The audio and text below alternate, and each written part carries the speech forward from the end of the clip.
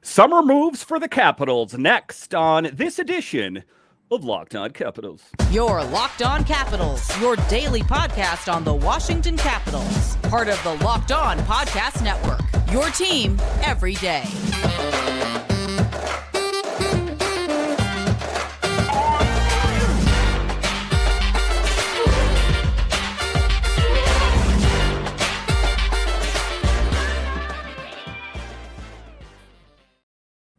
Well, hello and welcome into this edition of Locked On Capitals.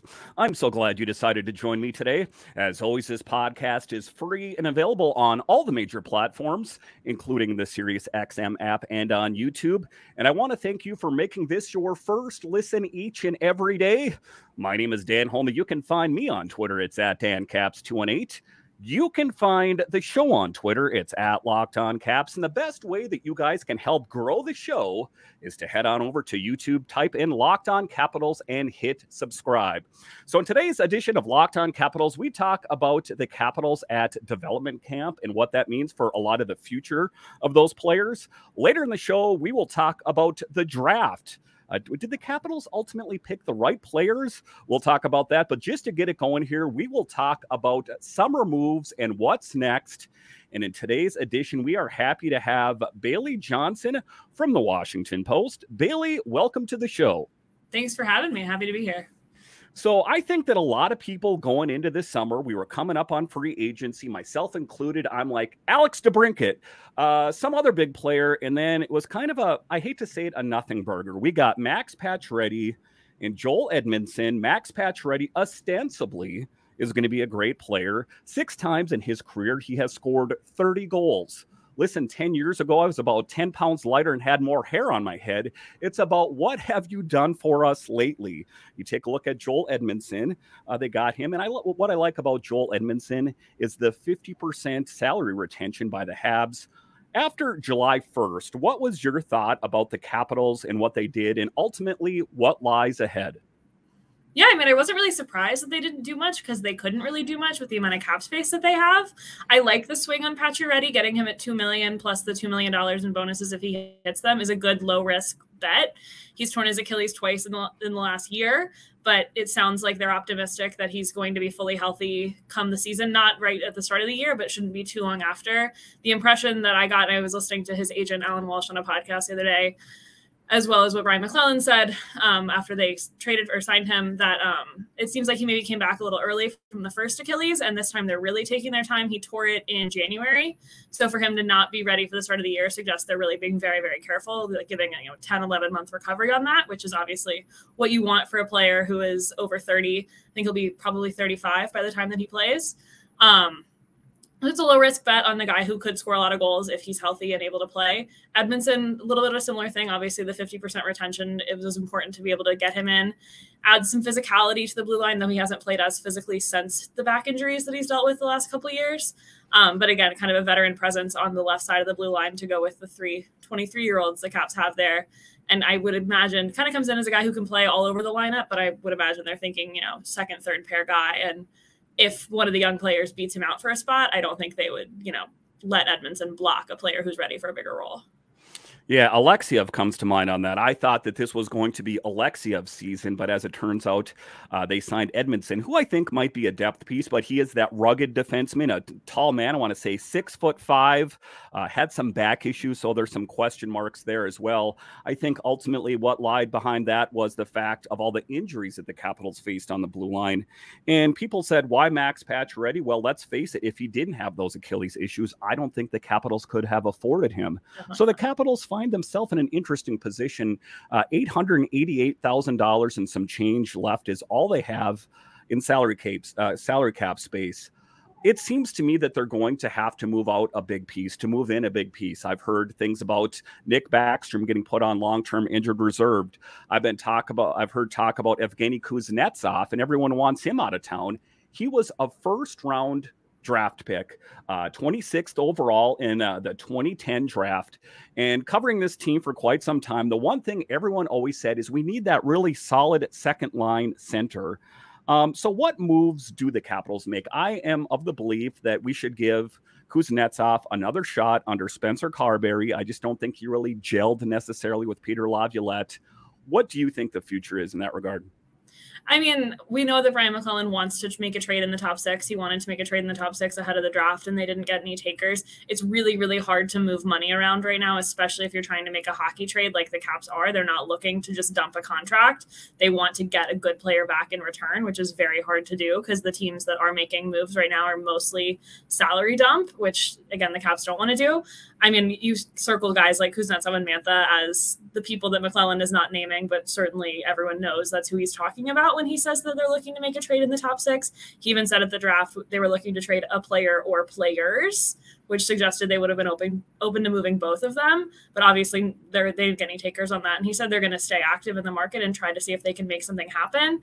But at this point, as we head into mid-July, I wouldn't expect to see a move happen until training camp. We're starting to get into the quiet part of the NHL offseason where teams aren't making big moves like that. Everybody wants to go to their lake house and have their summer and not think about hockey for a minute. So I kind of have been not even on alert in the sense that I'm hearing things, but just sort of in the general structure of how an offseason goes, like through this week to see if they could get something done. But then if it doesn't happen this week, it probably wouldn't be for another 2 months. So those are guys, I mean, one would imagine that if they are to make a trade in the top 6, that's what they're circling. But it's going to be very interesting to see if they are actually able to get that done. So one of the things that I had read from Mike Vogel, who interviewed Brian Maclellan here recently, is he said that they did pursue a lot of different players. They didn't just come to fruition, and they still do have some players on their radar. Those players are still available. They haven't been signed. He didn't divulge on who those players were. So it is an interesting thing. It does seem like he has his eyes set on certain players, who they happen to be. You know, when all these players start to go to different teams, I see DeBrincat. I'm like, we'll cross that name off the list. For me, I don't think there's going to be any big earth-shaking player acquisition between now and the start of the season. The other moves, I'm rather happy to say that the Capitals re-upped, or the Hershey Bears as well. Hunter Shepard, who was number 2 in all of the AHL last season, won the MVP for the Bears. You got to be pretty excited about Hunter Shepard re-signing with the Capitals. I was afraid that, you know, just like Fucale, who went to the KHL, there's going to be probably a lot of suitors for him. What were your thoughts on that? Yeah, it's a good move. He was obviously very good in Hershey. I'm a college hockey girl at heart. I went to Michigan and covered college hockey for several years. So I've been watching Hunter Shepard since he was in college and, you know, have always thought highly of him as a goalie. I wouldn't say at this point that he's probably a guy who's going to make a big push to play in the NHL and maybe, you know, get a few games as a backup and that kind of thing. But I think he's, 26, 27 years old. That's not really an age that you see guys start to make that leap anymore. But obviously a very good signing for Hershey to keep him in the fold, and he'll be very, very good for them. And Tom Wilson, that is one of the elephants in the room as well, who I revere as the future captain of this team when Alex Ovechkin hangs up the skates. More of the talk that I hear about it is that a deal is going to get done and that Brian Maclellan was shooting daggers at the beat writers. And when he brought up, who keeps talking about all this? And I think it was Tarek El-Bashir who asked the question. So one of the things that I'm hearing is that Tom Wilson and his agent, they kind of want to see what direction this team is going in. I think that he wants to stay here, but if this team is going to, I hate to say it, tank, maybe they will see what their options are. As someone that covers this team, where do you see the Capitals with Tom Wilson? I mean, McClellan has been very, very clear that they plan to sign him to an extension, and we're planning to pick up those talks once they sort of got through the first days of free agency, just, you know, beginning of it. I'm not expecting anything to get done anytime soon, but he has been 100% upfront on the record and honest that that is their plan. They are going to have discussions about that. They want to keep him in Washington. They, like you said, have no plans to trade him. His name comes up in trade rumors a lot because he's the kind of guy that other teams would love to have, but that's not ever coming from the Capitals. They're not looking to trade him. They do plan to sign him to an extension. I had not seen that about his agent saying they might, you know, see how this goes. That's pretty common for a veteran player on a team that looks like it might be heading towards some sort of rebuild. So that's not shocking to me. But I would say I'd be surprised if Tom Wilson is not a Washington Capital for the foreseeable future. Yeah, it was one of those things that was getting kind of spun, and I heard it on some lower level blogs, but then I heard it from Stephen Wino, who works for the Associated Press. I saw him on the Daily Face-Off, and Frank Saravalli asked him, what's one big move on the Capitals that you see happening between now and the start of the season? And I was thinking Kuznetsov or Mantha, and he pulled Wilson out of his hat. I was kind of surprised about it. So, kind of some more big name beat writers we're talking about. It's going to be interesting to see ultimately what happens with Wilson.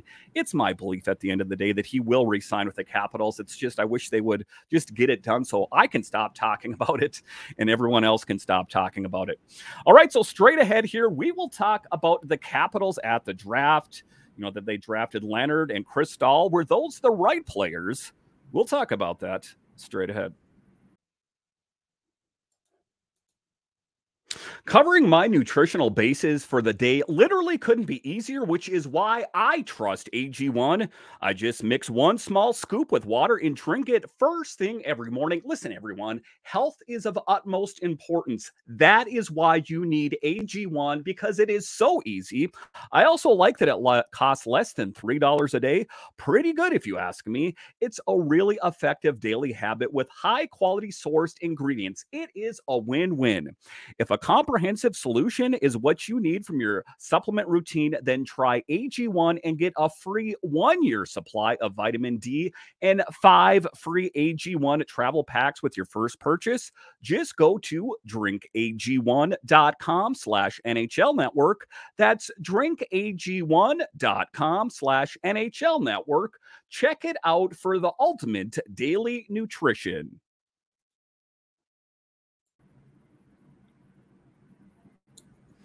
All right, welcome back into this edition of Locked On Capitals, part of the Locked On Podcast Network, your team every day. Make sure and subscribe or follow to Locked On Capitals wherever you find your podcasts and on YouTube. I have a lot of great guests lined up for you this summer, just like Bailey Johnson today. So make sure and subscribe to Locked On Capitals today. All right, in this next segment here, we are going to talk about the Capitals at the draft. A lot of people, myself included, thought that the Capitals were laser focused on Matvei Michkov. Ultimately, he went to the Flyers, and then I think Sammy Silver posted it out there that he wasn't even interested in coming to the Capitals, which seems a bit questionable to me. It seems like the Caps are a Russian-friendly team. Maybe he didn't want to live in Ovi's shadow. I guess we'll never know. But I do think that they drafted a really great player in Ryan Leonard, picked 8th overall, a kind of big physicality. One of the commentators was saying that he has muscles in his face.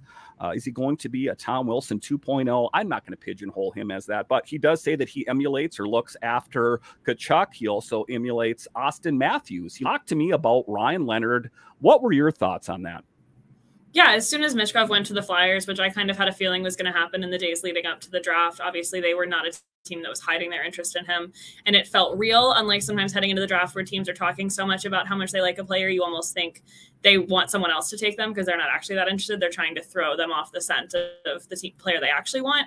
You had a feeling that the Flyers really liked Michkov, and obviously he was excited to go there as well, from everything he said. So once he was off the board, as I was sitting there waiting for them to make the pick, Ryan Leonard was certainly the name that was on the top of pretty much everybody's draft board at that time. And I think it's a good pick. Obviously, it's really hard to say after the draft. I am kind of a draft nerd and I watch the prospects and keep up with it pretty closely, but they're all several years away from being impact NHL players or even playing professionally at all. So don't ever want to set too high of expectations on an 18-year-old or anything like that. But certainly, I mean, high-end goal scorer, plays with a physical edge, really underrated playmaker.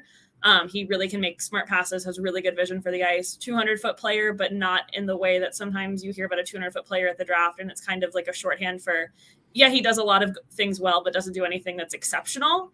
Ryan Leonard is an exceptional goal scorer, has an exceptional shot, and just happens to also have an uncommonly mature defensive game for an 18-year-old. And he also has a really good personality. He was really fun to be around at development camp. I think has already made several fans among the Caps fans and will continue to do so.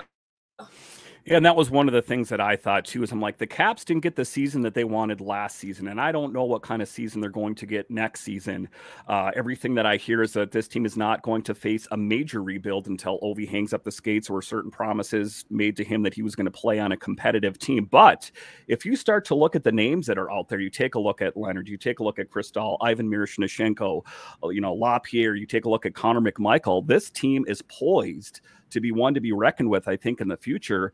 The second one that they picked there was Andrew Cristall, Connor Bedard, who is a generational player. I think that suffice to say he's one of the best players to come around in quite some time. Said that Cristall was one of the smartest players that he's ever played with, and whatever team drafts him will be lucky. Talk to me a bit about Cristall, kind of undersized a little bit, didn't get quite the production that he wanted in the postseason. Ultimately, that is why people believe that he wasn't selected in the first round.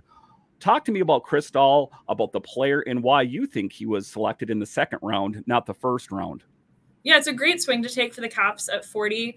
One of my personal favorite players in the class, and I'm a tiny bit biased in saying that. I was covering the Blue Jackets in Columbus until I came to Washington, and Ken Johnson in Columbus is also one of Andrew Cristall's best friends, along with Connor Bedard, and he spent all year hyping Cristall up to me and telling me, like, that kid's going to be so good. I really love playing with him in the summers. Like, I see how talented he is. I really think he's going to be a star. So heading into the second round, I was kind of had, not to say my fingers crossed, that's not really how it works, but like when Cristall was still available at 40, I was like, oh, that could be a really good pick. And then they made the pick, and I think it is a good one. The big concern for him is not so much that he didn't produce in the postseason, though that was a concern. He was kind of driving the bus for a pretty bad Kelowna team, so he didn't have a lot of help there. Really, it's the skating that's the big concern and why he slipped out of the first round. Teams are kind of split on if they think it's fixable or not. Obviously, the Caps are a team that does think it's fixable. They think it's mostly a strength thing and will come along as he works with power skating coaches and gets stronger, which he is planning to do this summer.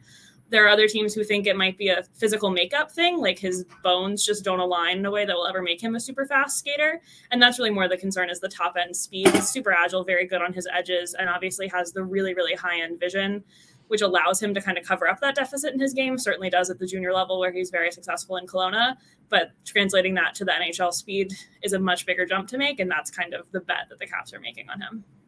You know, when I was watching the draft, I kind of had picked, well, this player's going to go here, that player's going to go there. I think that Arizona was the only one that kind of really surprised me with who they picked. But the fact that he was available to the Capitals, I'm like, they would have been foolish not to take him. Kind of going down the list a little bit further, we don't hear a lot about Cam Allen that was picked, a defenseman. I think that the Capitals, you know, they've talked about the blue line and needing to shore that up. And that's a future. Obviously, he's not going to be someone that's going to be helping the Caps next season. But talk to me about him. What are your thoughts on where he fits in at the Capitals' long-term plans? Yeah, that's another one that's an interesting swing to take. I think he surprised a lot of people that he was available there at 136 in the fifth round. He was a consensus top 100 prospect. This time a year ago, people thought he could have been the first defenseman off the board in the draft, could have been a first-round pick. He was the OHL Rookie of the Year a year ago, and then really, really struggled in his draft year. He kind of got in his head and had some inconsistencies in his game that were largely driven by the amount of pressure he was putting on himself. And I'll have a story that dives into this more deeply, actually, so I'm glad you asked about him, coming sometime next week, where I'll talk a lot about Cam Allen and sort of the mental side of his game and what he's been working on. Yeah, it's an interesting swing to take. He obviously has a lot of really good tools. He's a really good skater. He's a really good athlete, which also is really helpful for a defenseman. At the Combine, he was in the top 10 in pretty much all of the physical testing. So he's really athletic on and off the ice. Has some offensive game that hasn't quite popped as much as he would like it to.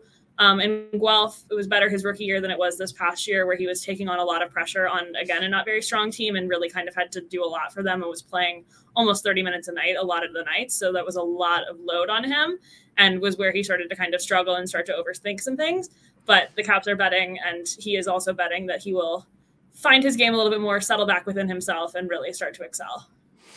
Yeah, I think a good option. I think that, you know, all things considered, I know that they didn't get Mishkov, but I'm going to give Ross Mahoney, the Scouts, and the Capitals, you know, A marks on this. I think they knocked it out of the park. I don't think there's anything else they really could have done otherwise, other than getting Bedard. And let's face it, that really wasn't going to happen anyway.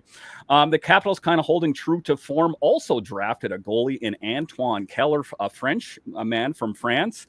The interesting thing about the Capitals is their pipeline is always full with great goalies. I know that he's probably going to be a long-term solution to the Capitals, if ever. But what were your thoughts about the Capitals selecting a goalie, being that kind of the pipeline? If you take a look at the Stingrays, you take a look at the Hershey Bears, there's a lot of goalies there. Does he ultimately fit into the Capitals' long-term plan, or do you think he gets dealt elsewhere? he's a 7th round pick, so I'm not even sure that I would say he's ever going to sign with an NHL team. And that's no shade to him. That's just kind of the nature of being picked in the 7th round. Certainly the Capitals are uncommonly excited about him for a 7th round pick goalie. They traded back into the 7th round to get an extra pick to get him. When Ross Mahoney was asked about him after day 2 of the draft, his face kind of lit up. And of course he's excited about all the picks, and no team is going to walk in and tell you they don't like their picks, but he was extra excited to talk about Keller and how much they liked him. Keller, for his credit, wasn't even expecting to get drafted this year. He thought he might go next year as a re-entry. He was on vacation in Spain with his family when he got picked. His agent called him at like 3 a.m. or whatever it would have been in Spain. I guess that was day 2, so it wouldn't have been at night. But it's a better story if you say it was 3 o'clock in the morning. His agent called him. He's an interesting one. He backstopped his team in the 3-on-3 to the tournament win, which doesn't mean a whole lot. They weren't even playing full ice, but he got there late in development camp, and the Caps were impressed that he even wanted to come, given that he was a 7th round pick. He was on vacation, was going to have to come over from Europe. Camp started on the Saturday after the draft, and he wasn't able to be on the ice until Monday. So he really only had 2-3 days of work, but really wanted to come, wanted to be there. I think impressed them on that aspect, that he was willing to come across the ocean for only a couple days. It's an interesting pick. I mean, again, 7th round goalie, I wouldn't say there are super high hopes for him for no fault of his own, just kind of the nature of being picked at that spot in the draft. But there's kind of the rule of thumb that you should take a goalie every year to keep your pipeline full. So they got one that they're excited about in him. And I'm excited about it. If I just look historically on all the different goalies that have come through this system, and then the ones that are even in the pipeline, just obviously in recent memory, I remember Holtby and Grubauer in the Stanley Cup win there. So I just always get excited when they pick a goalie and kind of have to dig into him a little bit more. Like Ben, you're saying in the 7th round, so there wasn't a whole lot of talk spoke of him. All right, so straight ahead here, we will talk about the Caps at development camp and who really stood out. We'll talk about that straight ahead.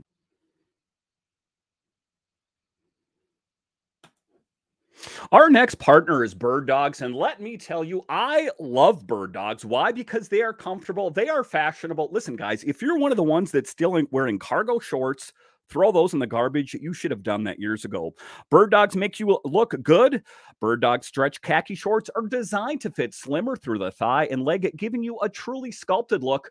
Bird Dog shorts do the exact same thing as Lululemon, but fit way better. They fit way better than regular shorts and are made of a stiff restriction cotton. Bird Dogs fixed the issue by inventing cloud knit fabric that looks just like khaki, but stretches so you get a way slimmer fit without having to sacrifice movement. So go to birddogs.com/LockedOnNHL or enter promo code LockedOnNHL for a free Yeti-style tumbler with your order. That's birddogs.com/LockedOnNHL or promo code LockedOnNHL for a free Yeti-style tumbler. You won't want to take your Bird Dogs off. We promise you.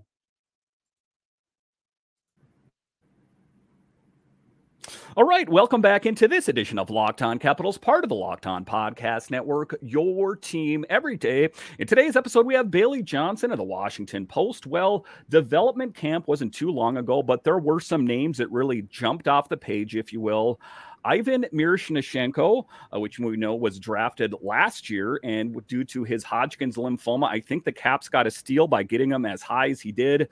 Also, Ryan Leonard, people and the things that I heard is his shot was so hard that it broke one of the goalie's gloves. And also Alexander Suzdalev. Talk to me about development camp and for you, who really jumped out. Yeah, I mean, those 3 names, definitely. Suzdalev was one that I wasn't as familiar with. Dev Camp was a good opportunity for me to get my crash course in the Caps pipeline beyond like the huge name guys. Obviously, I knew Miroshnichenko, knew Leonard and Cristall coming out of the draft, and knew some of the other players that they picked, like a Ryan Chesley, again, as a college hockey girl at heart. But Suzdalev really stood out with his skill. Certainly needs to add some strength to his frame. He's pretty wiry, but I think he impressed a lot of people with how he played. Leonard, like you said, his shot pops right away. He did, I think it was Chase Clark's glove that he bent on the first shot of like, they were working after a skate one day and Clark wanted to hop in net and might have regretted that after he saw a couple of Ryan Leonard shots whizzing by him. But yeah, Leonard really stood out. Andrew Cristall's skill and his hockey sense stood out. You could definitely see the strength that needs to come in the skating that needs some work. But I mean, his puck skill is unbelievable. It's off the charts. Would have made him if everything he does is at the same level as that puck skill, he would have been a top 10 pick in the draft. So that's kind of the nature of a lot of players, though. They all have something that they do elitely and some other things that need some work. And Cristall is no stranger to that. But he really stood out. Rashnichenko stood out to me mostly for how strong he is. I knew he was a good shooter. I knew he was a good skater. Like, I knew all those things about him, but I hadn't, obviously, nobody there had ever seen him play live. He couldn't play last year at Dev Camp because of his treatment, like you said. And he is not afraid to throw his body around. Obviously, it's development camp, so, you know, you expect a first-round pick to stand out at development camp, which doesn't make it like, oh my God, he's guaranteed to be a star because he had a good development camp, but it certainly is a good box to check. And he definitely, I think his physicality was impressive to people and the way he's rebuilt his strength after going through those treatments. And I did see that he broke off his contract with the KHL. So, I mean, he could potentially play for the Hershey Bears. And I guess if he really stood out, could jump up to help out the Capitals there. But just a really great story about a guy that was facing, you know, pretty, you know, great odds about even having a future in the NHL. I was reading your piece there. I think it was on Twitter. You were talking about the future of Cristall. And you were saying that he is not eligible to play in the AHL next season. What is your projection for him next season? Oh, he'll certainly be in Kelowna. I would be stunned if he plays NHL games this year. There is, and this was very interesting to me, there's a games played bonus in his entry-level contract, which is not the most common, especially for a guy that gets picked in the 40s. Usually first-round picks from the CHL get signed at development camp kind of just as a routine thing, because when you draft a player out of the CHL, you only have their rights for 2 years, and they have to be a certain age when they sign it in order to be able to slide it. So when they play fewer than 10 games in a season, the contract continues to roll over. So, I mean, he could play up to 9 games in the NHL this year and not burn a year off his ELC, but he's 5'9" and about 165 pounds. So the thought of him playing in the NHL, honestly, I don't want to say is scary because his skill and his sense can certainly carry him a long way, but physically, I don't think he's particularly close to being ready. So I would almost certainly expect to see him in Kelowna all year. And that's one of the things that they work on in development camp is nutrition and putting on weight. I mean, that's kind of been a knock on Connor McMichael and Hendrik Slop here is they got the skill set there. They just don't got the body mass.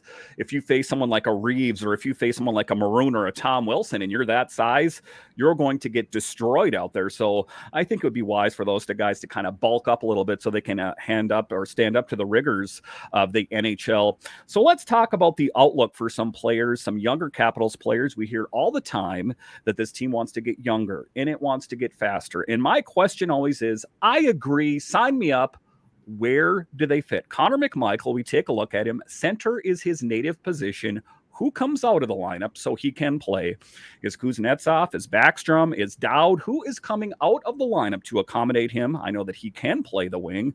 How does this team get younger and faster when they added even another older player in Max Pacioretty, even making him older? How does it all shake out? Well, Pacioretty won't be ready for the start of the year, so that's one spot in the top 6 that'll be kind of left open and an opportunity for a guy like McMichael. Maybe he steps in on the left wing in the top 6. But really, it's not so much about taking guys out of the lineup as it is really asking McMichael to beat someone for a spot, which he has not done a super good job of so far in his career, and he's still a young player, so I don't mean that in a disparaging way, but they're really expecting him, you know, there will be a spot in the lineup for him if he earns it, and I think they really want him to come into camp and make a statement and say, I'm going to be a full-time NHL player. You have to put me in the lineup because I've been so good in camp. Like, there has to be a spot for me, and teams will make that work for good young players. Like, they will always find space for them, and the Caps also, from a salary cap perspective, need a couple guys on lower price contracts to be in the lineup because they don't have a lot of room to work with. It's possible, and it depends on how long they think Pacioretty is going to be out at the beginning of the year, but he could start the year on LTIR, which would buy them a little bit of space. Like you've said, Backstrom's health is a little bit up in the air. Maclellan said that he hopes to have a good offseason and they'll see in the fall. So it'll be interesting to see if he comes into camp healthy or where that's at, but that would also buy them some space if he were to start on LTI as well. Yeah, I mean, how concerned are you being that we're talking about Backstrom here? Just to wrap it up here, he had that hip resurfacing procedure that's done. TJ Oshie is kind of injury prone. I think that at some point this team has to get younger just based on the fact that some of their key players are getting that much older. What is your projection for Nick Backstrom going to next season? Do you think he's going to be good to go? I know that this is kind of looking into your crystal ball, but what are your thoughts on him? Yeah, I mean, it's really hard to say right now. Obviously, I wasn't around at the end of the season when he was playing, so I haven't seen him. The Blue Jackets played them once or twice, so I saw him in that context, but I haven't seen him in the context of thinking about what it actually means for the Washington Capitals. I only know what I've heard from other people and what I've read, and the opinions are pretty mixed on, how healthy he is and how healthy he could be at the end of the summer heading into training camp. So it'll all really depend on what he's looking like when camp opens and how that all shakes out. It is going to be interesting to see what this team looks like in the fall. Listen, Bailey, I want to thank you for joining us on this edition of Locked On Capitals. You are a newer journalist for the Washington Post, a beat writer. Tell us a little bit about yourself and where we can find your work. Yeah, I've kind of dropped hints at it throughout. I went to Michigan and then spent the last 2.5 years in Columbus covering the Blue Jackets, a little bit of soccer, and I started there doing high school sports, but hockey has always been my main thing. So I've been here at the Post for about a month now to cover the Caps, and I'm really loving it so far. Excited for the season to start, though I'm trying not to wish away the offseason because I know by January I'll be grateful for having a couple quieter months this summer. And yeah, I'm on Twitter at @BaileyAJohnson_. You can read my work on the Washington Post, and yeah, that's all I got. And we look forward to your work on the Washington Post. And are you a fan of other DC sports? Well, Locked On has got you covered. We got Locked On Nationals, Commanders, and Wizards. So no matter what major DC sport it is, Locked On has got you covered. I want to thank you once again for joining us on this edition of Locked On Capitals, part of the Locked On Podcast Network, your team every day. My name is Dan Holme, and I'll talk to you again next time.